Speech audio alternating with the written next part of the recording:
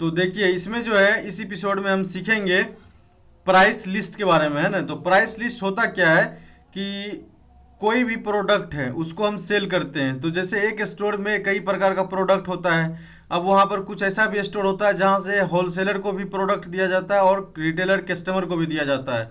तो वहाँ पर अलग अलग क्वांटिटी के अकॉर्डिंग जो है अलग अलग रेट प्राइस जो है उसमें सेट करना है।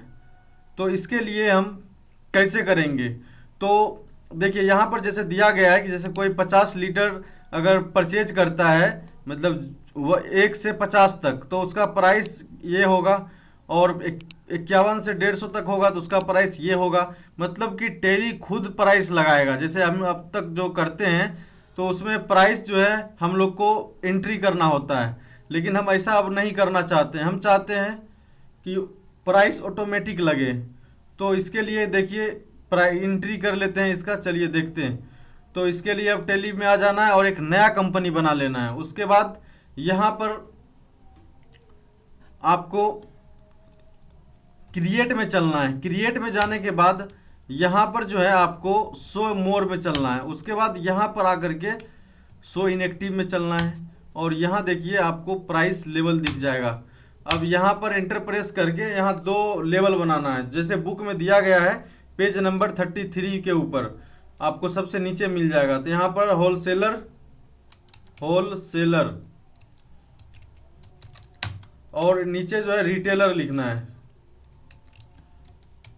और एंटर प्रेस कर देना है। हो गया। अब क्या करना है, इसी में जस्ट नीचे देखिए प्राइस लिस्ट लिखा हुआ है, तो एंटर प्रेस कर देना है। और इसमें हम अभी कोई प्रोडक्ट नहीं बनाए, तो चलिए एक पहले प्रोडक्ट बना लेते हैं। तो प्रोडक्ट बनाने के लिए क्रिएट में आ जाते हैं और यहाँ पर स्टॉक आइटम में आ जाते हैं और हम यहाँ पर कीबोर्ड बना लेते हैं। और यहाँ पर आने के बाद क्रिएट में आए हार्डवेयर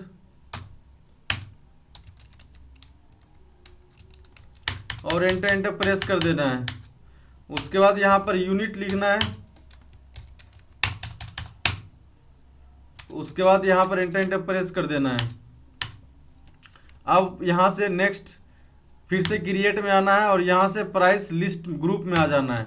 उसके बाद यहाँ पर ऑल आइटम भी सेलेक्ट कर सकते हैं, तो भी एक ही आइटम आएगा। अगर सभी प्रोडक्ट में एक ही बार प्राइस लिस्ट लगाना चाहते हैं, चाहे वो किसी भी ग्रुप का हो, तो आपको ऑल आइटम सेलेक्ट करना है। ना ही ग्रुप वाइज लगाना है तो ग्रुप सेलेक्ट करना है। चलिए हम ऑल आइटम सेलेक्ट कर लेते हैं। और अब पूछेगा कि आप होलसेलर के लिए प्राइस लगा रहे हैं कि रिटेलर के लिए लगा रहे हैं, तो हम पहले होलसेलर के लिए ही लगा लेते हैं। तो यहाँ पर होलसेलर सेलेक्ट कर लिए। उसके बाद यहाँ पर प्रोडक्ट सेलेक्ट कर लिए। अब जैसे यहाँ पर 50 पीस इसमें डाल दिए हैं तो एंटर प्रेस करेंगे। अब यहाँ पर जैसे कि इसका प्राइस 250 रखते हैं और एंटर प्रेस करते हैं। उसके बाद यहाँ पर 50 से अगर मैक्सिमम जैसे 100 पीस तक अगर हम लेते हैं तो ये 245 प्राइस लगाएगा टेली। उसके बाद 100 से ऊपर जितना भी हम क्वांटिटी ले लें टोटल 240 लगेगा। तो इसके लिए हम यहाँ पर प्राइस एंटर कर दिए। अब यहाँ पर एंटर प्रेस करने के बाद अब फिर से यहाँ पर हम क्या करेंगे, ऑल आइटम सेलेक्ट करेंगे। अब रिटेलर के लिए भी प्राइस लगाते हैं, तो यहाँ पर रिटेलर के लिए भी आ गए। और यहाँ पर फिर से हम जैसे रिटेलर के लिए दे दिए 10 पीस मिनिमम, तो 10 पीस अगर वो लेता है तो 200 इसका प्राइस जाएगा। और यहाँ पर 10 से ऊपर लेता है तो 10 ऊपर जैसे 30 तक लेता है तो इसका प्राइस जो है 190 हो जाएगा। अगर इसका प्राइस 30 से ये 50 तक लेता है तो इसका प्राइस जो है 185 हो जाएगा। और एंटर प्रेस कर देना है। अगर ये मान लीजिए यहाँ 50 से प्लस लेता है तो 180 दे देते हैं और एंटर प्रेस कर देते हैं। हो गया।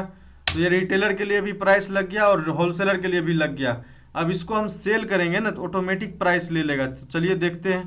तो इसके लिए बैक कर लिए। बैक करने के बाद वॉचर में आ गए। वॉचर में आने के बाद जो है यहाँ पर आपको लिखना है, F8 में जाना है, मतलब सेल करने के लिए। तो सेल पर क्लिक भी कर सकते हैं, कीबोर्ड से F8 भी प्रेस कर सकते हैं। तो यहाँ पर हम कुछ भी पार्टी नेम लिखते हैं और उसका ग्रुप सेलेक्ट कर लेते हैं अब और एंटर प्रेस कर दिए। अब यहाँ पर जो है एंटर प्रेस करने के बाद यहाँ पर एक सेल का भी अकाउंट बनाना पड़ेगा। यहाँ पर सेलेक्ट करना पड़ेगा कि ये जो पार्टी नेम आप लिखे हैं तो वो आपका होलसेलर है कि रिटेलर है। तो यहाँ पर चलिए हम सेलेक्ट कर लेते हैं कि ये मेरा जो है रिटेलर है। और यहाँ पर एक सेल का अकाउंट बना लेते हैं और यहाँ पर जो है सेल का अकाउंट बनाने के बाद यहाँ सेल अकाउंट सेलेक्ट कर लिए, एंटर प्रेस कर दिए। अब यहाँ पर हम जो है कीबोर्ड सेलेक्ट कर लिए और जैसे कि यहाँ पर 1 पीस टाइप किए, देखिए 200 प्राइस लगाया इसका। फिर से कीबोर्ड ही हम सेलेक्ट करते हैं और यहाँ पर 51 पीस टाइप करते हैं, तो देखिए इसका क्या प्राइस लगाया, अलग प्राइस लगाया। तो क्वांटिटी के अकॉर्डिंग प्राइस जो है वेरी कर रहा है, चेंज हो रहा है। अब फिर से हम कीबोर्ड सेलेक्ट कर लेते हैं और उसके बाद फिर यहाँ पर हम जैसे लिखते हैं 23 पीस, तो देखिए यहाँ प्राइस फिर चेंज हो गया। तो इस तरीके से प्राइस लिस्ट का यूज होता है कि आप जो भी प्राइस सेट करेंगे ऑटोमेटिक प्राइस जो है अप्लाई कर देगा, है ना। हम एक कस्टमर भी बना के दिखाते हैं आपको। तो कंट्रोल ए प्रेस कर लिए और ये एक्सेप्ट कर लिए और हम फिर से बैक चलते हैं और क्रिएट में चलते हैं और प्राइस लेवल में जो है एक लेवल बना लेते हैं कस्टमर।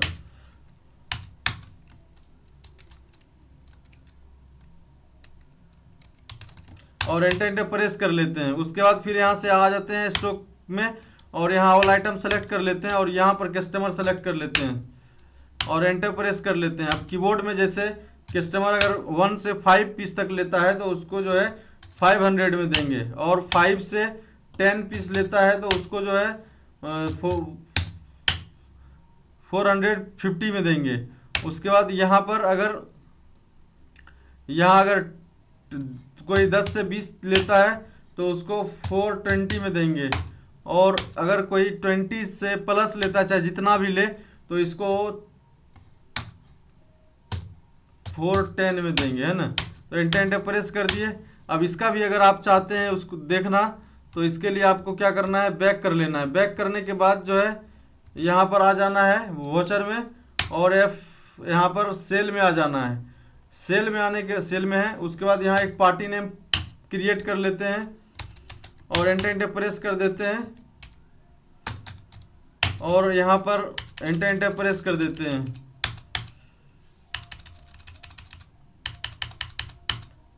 और यहाँ से कस्टमर सेलेक्ट कर लेंगे और यहाँ पर एक सेल अकाउंट और यहाँ प्रोडक्ट सेलेक्ट कर लेंगे और यहाँ पर क्वांटिटी लिखते हैं। देखिए रेट लग गया। अब यहाँ फिर से कीबोर्ड सेलेक्ट कर लेते हैं और फिर से इसका क्वांटिटी हम लिखते हैं। देखिए प्राइस चेंज, फिर यहाँ पर हम कीबोर्ड सेलेक्ट कर लेते हैं और फिर यहाँ पर हम क्वांटिटी लिखते हैं। देखिए प्राइस चेंज। इस तरीके से आप प्राइस लिस्ट करेंगे। तो इसको 4-5 बार जो है प्रैक्टिस कर लेना है, फिर आगे बढ़ना है। और अब अगले एपिसोड में जो है हम क्रेडिट लिमिट के बारे में देखेंगे, है ना। क्रेडिट लिमिट के बारे में देखेंगे और उसके बाद इसमें मैन्युफैक्चरिंग स्टॉक ट्रांसफ़र ये सब है। तो क्रेडिट लिमिट और स्टॉक ट्रांसफ़र दोनों हम एक साथ ही देख लेंगे अगले एपिसोड में। तो आज के लिए इतना ही।